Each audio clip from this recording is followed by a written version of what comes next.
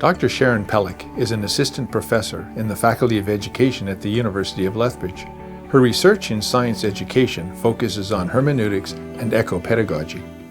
I was really drawn to hermeneutics because hermeneutics is about interpretation. It's about making meaning and understanding things in terms of relationships. It deals with relationships. So it's the process of understanding. When people hear eco-pedagogy, they think it's environmental education, which is an element of it.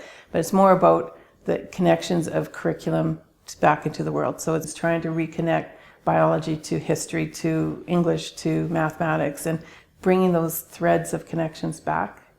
It's really hard to kind of delineate one from the other because they both deal with connections and understanding and relationships and understanding as a process as opposed to a thing. Like knowledge isn't a thing, it's a moment, it's experience. If we can Google anything on our phone within seconds, and if biology is just about memorizing, then why are we teaching? Like, are we redundant because students don't need us? They can Google what photosynthesis is or ecosystems or whatever.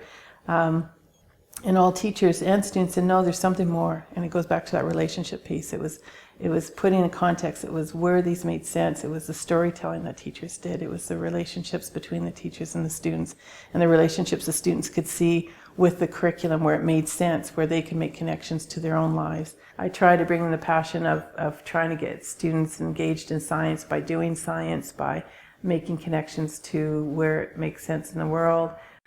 So we spend a lot of time looking at how can they move past the PowerPoint presentation and then the worksheets, and having those moments in the classroom where something happens, something that I couldn't have planned for, but they've brought to the table an understanding that emerges from conversations, from discussions, from dealing with difficult issues. The students and myself come through transformed. We have a new way of understanding the world and a new way of understanding teaching and learning, and hopefully that they take out into the classroom and impact their students as well.